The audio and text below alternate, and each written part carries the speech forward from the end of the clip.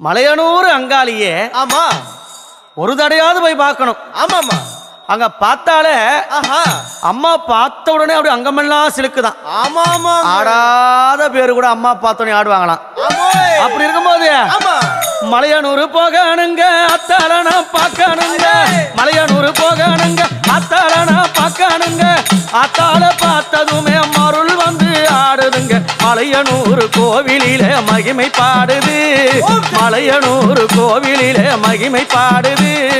உடுக்க ஒலி கேட்டதுமே உலகம் ஆடுது. அம்மா உடுக்க ஒலி கேட்டதுமே உலகம் ஆடுது.